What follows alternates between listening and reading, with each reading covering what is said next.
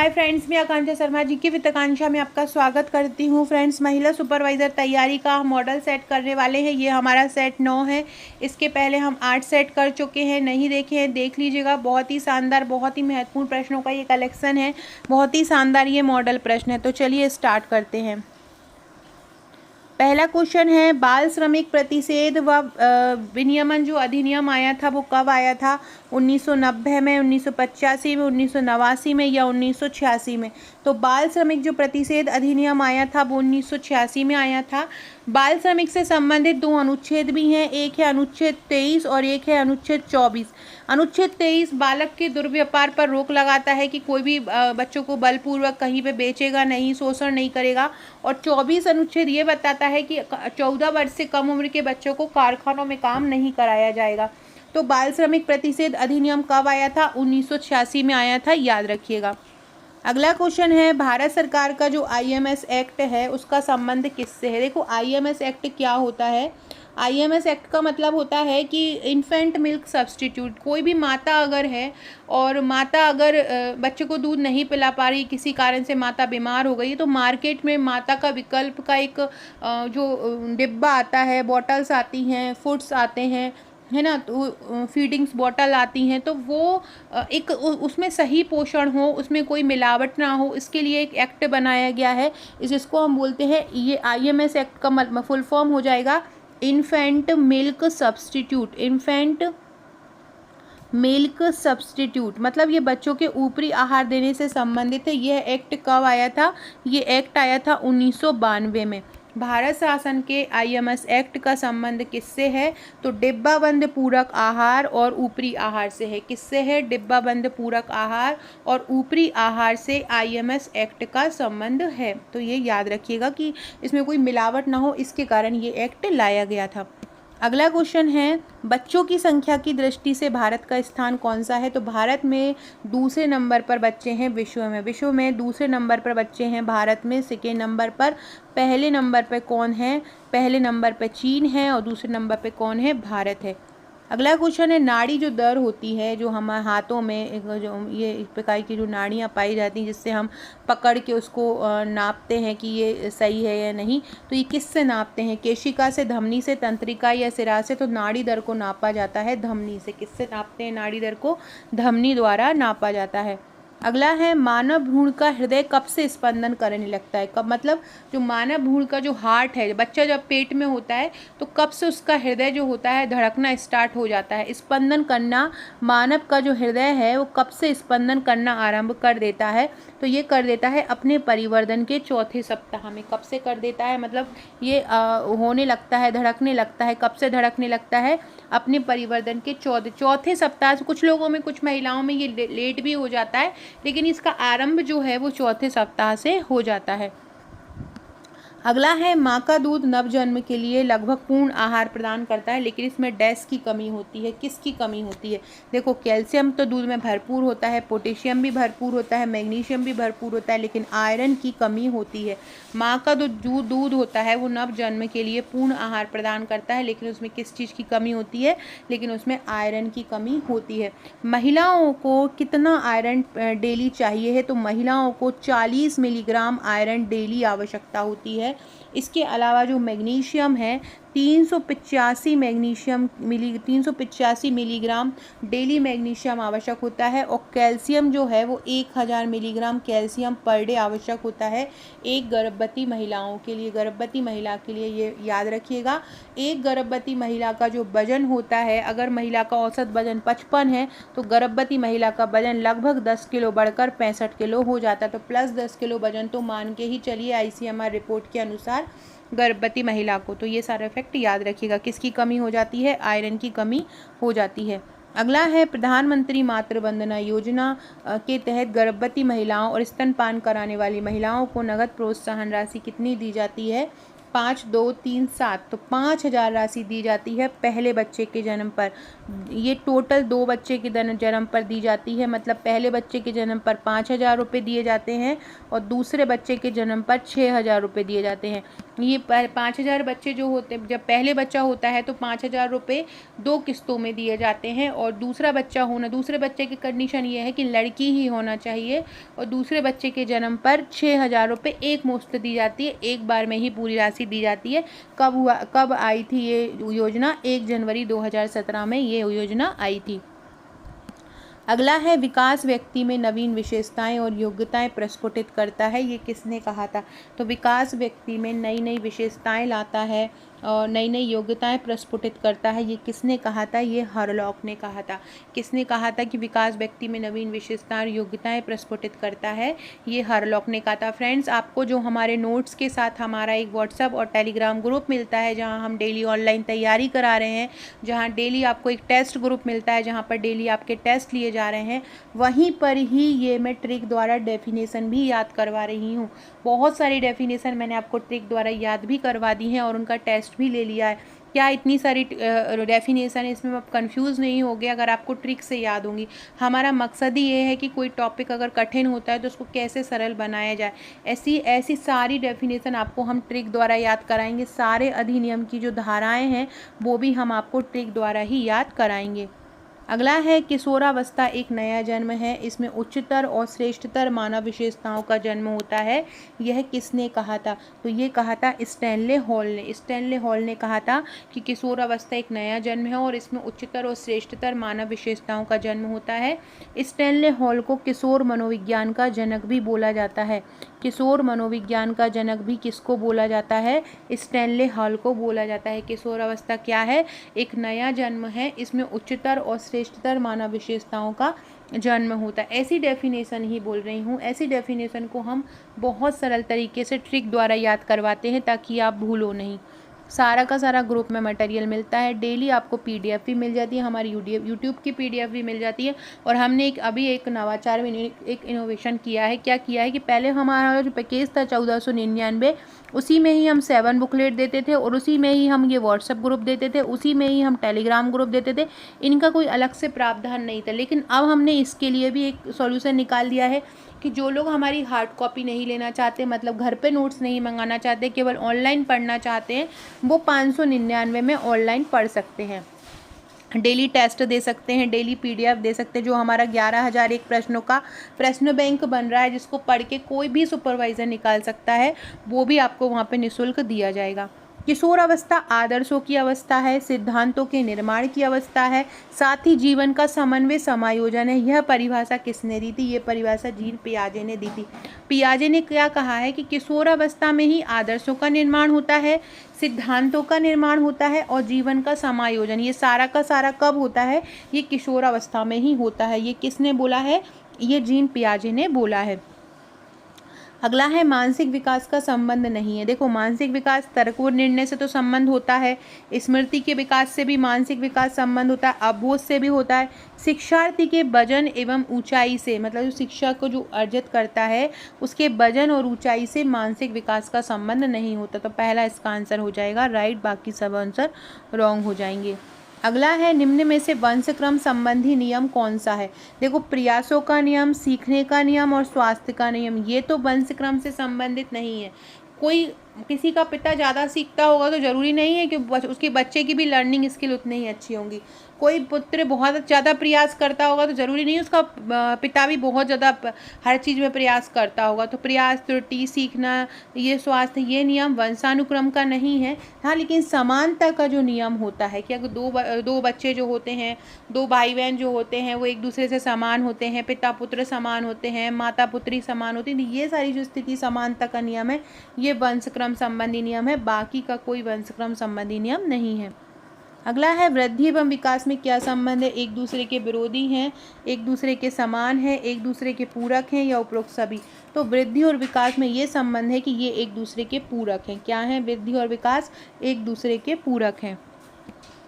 अगला क्वेश्चन है, शारीरिक विकास का क्षेत्र क्या होता है? स्नायु मंडल, स्मृति, अभिप्रेरणा या समायोजन? जहाँ से शारीरिक विकास आरंभ होता है वो क्षेत्र कौन सा होता है? वो होता है स्नायु मंडल। स्नायु मंडल से शारीरिक विकास जो होता है आरंभ होता है। फ्रेंड्स, ये मेरा व्हाट्सअप नंबर है, अगर आपने अभी तक मुझे व्हाट्सअप पर फॉलो नहीं किया है तो कर लीजिएगा। आकांक्षा 1957 मेरी इंस्टाग्राम ID है। अगर आपने मुझे इंस्टाग्राम पर फॉलो नहीं किया है तो हाय लिखकर मुझे इंस्टाग्राम पर भी फॉलो करके मैसेज कीजिएगा। साथ में डिस्क्रिप्शन बॉक्स से आपको हमारे टेलीग्राम ग्रुप की लिंक मिल जाएगी, व्हाट्सएप ग्रुप की लिंक मिल जाएगी, जो कि पब्लिक वाला ग्रुप है। पेड ग्रुप तो आपको हमारा पेमेंट करके ही मिलेगा, लेकिन जो पब्लिक ग्रुप है वो आपको डिस्क्रिप्शन बॉक्स से मिल जाएगा, जहां आपको वीडियो की जानकारी, महत्वपूर्ण क्वेश्चन अपडेट मिलता रहेगा। अगला क्वेश्चन देखते हैं, किसे किशोर मनोविज्ञान का पिता कहा जाता है? अभी मैंने बोला स्टैनले जो हॉल हैं उनको उन्होंने किशोर अवस्था के बारे में बहुत सारी परिभाषाएं दी हैं, बहुत सारी शोध की बातें भी इन्होंने किशोर अवस्था के बारे में बताई हैं। अगला क्वेश्चन है, भाषा की सापेक्षता प्राकल्पना किसने प्रतिपादित की? वॉर्फ ने। ये बहुत इंपॉर्टेंट क्वेश्चन है। भाषा की जो सापेक्षता प्राकल्पना है वो किसने प्रतिपादित की है? वो वॉर्फ ने प्रतिपादित की है। भाषा की सापेक्षता परिकल्पना किसने? वॉर्फ ने प्रतिपादित की है, याद रखिएगा। अगला है मूर्त संक्रियात्मक अवस्था। पियाजे ने 4 मूर्त संक्रियात्मक, संवेदी अवस्था, अमूर्त संक्रियात्मक, ये 4 अवस्था प्रतिपादित की हैं। उसमें जो मूर्त संक्रियात्मक अवस्था रहती है वो होती है 7 से 11 वर्ष। 7 से 11 वर्ष की जो अवस्था होती है वो मूर्त संक्रियात्मक अवस्था होती है। ये किसने दी है? ये पियाजे ने दी है। अगला क्वेश्चन है, शैशवावस्था बच्चों में क्रियाकलाप। शैशवावस्था में जो बच्चों के जो क्रियाकलाप होते हैं वो क्या होते हैं? मतलब कुछ ऐसे नहीं होते हैं जिनको कुछ ज्ञान देके बनाया जाता है, कुछ तर्कात्मक होते हैं। वो क्या होते हैं? जो हैं वो हैं। बच्चे जो होते हैं वही है। अगर उन्हें रोना आ रहा है तो वो रोना छुपाते नहीं हैं, हंसी आ रही है तो हंसी छुपा नहीं पाते। मतलब जो उनकी जो मूल प्रवृत्ति होती है जो है वही सामने आते हैं। तो उनके क्रियाकलाप कैसे होते हैं? मूल प्रवृत्त्यात्मक होते हैं। अगला है, विकास का वही संबंध परिपक्वता से है जो उद्दीपन का किससे है? देखो, विकास का वही संबंध देखो, विकास का परिणाम क्या होगा? कोई भी चीज़ विकास होगा, धीरे धीरे विकास होगा तो क्या होगी? वो धीरे धीरे क्या हो जाएगी? परिपक्व हो जाएगी। तो विकास का जो संबंध परिपक्वता से है वही उद्दीपन का उद्दीपन होगा ना। जैसे ही हमारे शरीर में उद्दीपन होगा तो हम एकदम से क्या करेंगे? प्रतिक्रिया देंगे, है ना। तो विकास का वही संबंध परिपक्वता से है जो उद्दीपन का किससे है? प्रतिक्रिया से। तो विकास का वही संबंध विकास का जो परिणाम आता है परिपक्वता के रूप में, वही उद्दीपन का किस रूप में आएगा? वही उद्दीपन का प्रतिक्रिया के रूप में आएगा। अगला क्वेश्चन है, बच्चों के सामाजिक विकास जो होता है उसमें किसका विशेष महत्व है? खेल का, बाल साहित्य का, दिनचर्या का या संचार माध्यम का? तो बच्चों के सामाजिक विकास में खेल का विशेष महत्व है। किसका विशेष महत्व है? खेल का। अगला है, कोहल वर्ग का जो विकास सिद्धांत है किससे संबंधित है? भाषा, संज्ञानात्मक, सामाजिक। देखो, कोहल वर्ग, जहाँ पर भी नैतिक की बात आ जाए वहीं कोहल वर्ग का नाम लगा दीजिएगा। उन्होंने नैतिकता से संबंधित बहुत ज़्यादा सिद्धांत दिए हैं बच्चों के। तो कोहल वर्ग का जो विकास सिद्धांत है वो किससे संबंधित है? वो नैतिकता से संबंधित है। कोहल वर्ग का विकास सिद्धांत किससे संबंधित है? वो नैतिकता से संबंधित है, कोहल वर्ग का विकास सिद्धांत। अगला क्वेश्चन है, फ्रेंड्स, ये हमारा महिला सुपरवाइज़र तैयारी का 100% सिलेक्शन का पैकेज है। देखो, अगर आप हमारे नोट्स मंगाते हैं तो आपको हमारा ऑनलाइन पैकेज तो निःशुल्क ही मिलता है। इसमें आपको टोटल 7 बुकलेट मिलती हैं, थ्योरी की 5 बुकलेट मिलती हैं, 3000+ MCQ की 1 बुकलेट मिलती है, 1 बुकलेट आपको मिलती है वो 1000 वन लाइनर की, एक टेस्ट ग्रुप मिलता है टेलीग्राम पर, एक PDF ग्रुप मिलता है टेलीग्राम पर और एक व्हाट्सएप ग्रुप मिलता है जहां पर हम डेली फैक्ट देते हैं। पूरे समय अगर जब जागते हुए रहते हैं तो पूरे समय आपको फैक्ट दिए जाते हैं। इंपॉर्टेंट परिभाषाएं ट्रिक द्वारा कराई जाती हैं, अधिनियम ट्रिक द्वारा कराए जाते हैं, जो धाराएं होती हैं वो ट्रिक द्वारा कराई जाती हैं, प्रबंधन का कोई टॉपिक हो, कोई मॉडल हो, ICMR की रिपोर्ट हो, ये सारा आपको ट्रिक द्वारा करवाया जाएगा। व्हाट्सएप पर 24 घंटे तैयारी, डेली टेस्ट के लिए डेली PDF दी जाती है, यूट्यूब की सारी PDF आपको दी जाएगी। इसके साथ ही जो हमारा 11,001 प्रश्नों का एक प्रश्न बैंक में बन रहा है, जिसके कुछ वीडियोस भी मैं करवा चुकी हूँ, ये वो सारे भी इन्हीं ग्रुप में दिए जाएंगे। तो जो लोग हमारा पूरा पैकेज लेना चाहते हैं हमारी 7 बुकलेट भी लेना चाहते हैं, हमारे ऑनलाइन नोट से भी, ऑनलाइन ग्रुप से भी जुड़ना चाहते हैं, उनका पैकेज का चार्ज है 1499। जो केवल हमारे ऑनलाइन ग्रुप से जुड़ना चाहते हैं, डेली PDF लेना चाहते हैं, डेली टेस्ट देना चाहते हैं, यूट्यूब की सारी PDF लेना चाहते हैं, वही सारी फैसिलिटी जो कि एक पूरा पैकेज लेने वाले को मिल रही है, वो ऑनलाइन रूप से लेना चाहते हैं तो वो उसका चार्ज 599 है। ये ऑनलाइन का जो चार्ज है, ऑनलाइन कोर्स का 599, वो राखी तक है, रक्षाबंधन 19 तक है, उसके बाद ये चार्ज 799 हो जाएगा। तो जो भी ऑनलाइन वाला लेना चाहते हैं वो जल्दी से अपना मुझे व्हाट्सअप करके अपना पेमेंट करके ग्रुप से जुड़ जाइए। डेली के टॉपिक हो रहे हैं, डेली आपका अगर नहीं कर लेंगे, जितना आप डेली करेंगे उतना आप पीछे छूटेगा। ये पूरी 7 बुकलेट हैं जो आपको जाएंगी, इसमें एक प्रैक्टिस सेट मिलेगा और ये 5 बुकलेट मिलेंगी। इसके अलावा 11,001 प्रश्नों का प्रश्न बैंक भी मिलेगा। आपको क्या करना है, मुझे व्हाट्सअप करना है, व्हाट्सअप करके अपना पूरा, अगर आपको हार्ड कॉपी मंगाना है तो आपको पेमेंट करके एड्रेस भेजना है। जैसे ही आप पेमेंट करेंगे हम आपको तुरंत ग्रुप से जोड़ लेंगे और आपको फिर अपना एड्रेस पहुँचाना है और 7 से 8 वर्किंग डेज़ में आपके पास हमारे नोट्स पहुंच जाएंगे। आज डेली 10 बजे रात को टेस्ट होते हैं। आज जो टेस्ट का टॉपिक था वो था हमारा टीका। टीका में कौन सा क्वेश्चन, टीका भी एडवांस लेवल के क्वेश्चन थे। किस टीके की कितनी मात्रा दी जाती है, जैसे कि BCG की कितनी मात्रा दी जाती है, तो BCG की हम 0.05 ml मात्रा देते हैं, 0.05 ml मात्रा देते हैं, है ना। और जैसे कि DPT की कितनी दी जाती है, तो DPT की हम 0.5 ml मात्रा देते हैं, है ना। FIV की कितनी मात्रा दी जाती है, तो FIV की 0.1 ml देते हैं। तो इस प्रकार से किसकी कितनी मात्रा दी जाती है, कौन सा टीका कहाँ पे लगाया जाता है, कि जैसे कि खसरा का टीका है वो कहाँ पे लगाया जाता है, तो सबक्यूटेनस मतलब SC पे लगाया जाता है, कहाँ पे किस भुजा पे लगाया जाता है। तो ये हमारा आज का टेस्ट का टॉपिक था। जो सारे स्टूडेंट जिन्होंने आज टेस्ट दिया है, डेली टॉप 100 जो स्टूडेंट निकलते हैं, किसका कौन सा रैंक लगा है, टॉप 3 निकाले जाते हैं। तो इस प्रकार से डेली का टॉपिक रहता है, डेली टेस्ट होते हैं, ये सारा का सारा आपको मिलेगा। डेली एक टारगेट रहेगा। सारा का सारा ऑनलाइन का जो चार्ज 599 है, हार्ड और सॉफ्ट दोनों मंगाएंगे तो 1499। रक्षाबंधन से पहले अपना पैकेज बुक कर दीजिएगा तो आपको इसका लाभ मिल जाएगा। अगला है था, पा, च और धा जो ध्वनियाँ हैं वो किस प्रकार की ध्वनियाँ हैं, कैसी ध्वनियाँ, क्या बोल रहे हैं कि जो था है, फा है, चा है और धा है, किस प्रकार की ध्वनियाँ हैं, ये स्वनिम ध्वनियाँ हैं। कैसी ध्वनियाँ बोलते हैं इनको स्वनिम ध्वनियाँ बोलते हैं, याद रखना। अगला क्वेश्चन है, बालकों की सोच जो है वो अमूर्तता की अपेक्षा मूर्त अनुभवों एवं प्रत्ययों से होती है। मतलब जैसा कुछ होता नहीं, जैसा वो देखते हैं, जैसी वो चीज़ें करते हैं जो उन्हें सामने ले आओ, जैसा वो देखते हैं उससे उनकी प्रतिक्रिया होती है। वो अवस्था कौन सी होती है, मतलब अमूर्तता की अपेक्षा वो मूर्त चीज़ों को ज़्यादा देखते हैं। तो मूर्त संक्रियात्मक अवस्था भी हमने ऊपर पढ़ी थी, जो पियाजे की थी, वो कौन सी थी, वो थी 7 से 12 वर्ष। तो अब अमूर्त की अपेक्षा मूर्त की अगर तरफ ज़्यादा आकर्षित होते हैं बच्चे, तो वो कौन सी अवस्था होती है, वो 7 से 12 वर्ष की अवस्था, मतलब जो उत्तर बाल्यावस्था होती है वही होती है। निम्न में से कौन पियाजे के अनुसार बौद्धिक विकास का निर्धारक तत्व नहीं है। संतुलिनीकरण निर्धारण करता है बौद्धिक विकास का, अनुभव भी निर्धारण करता है।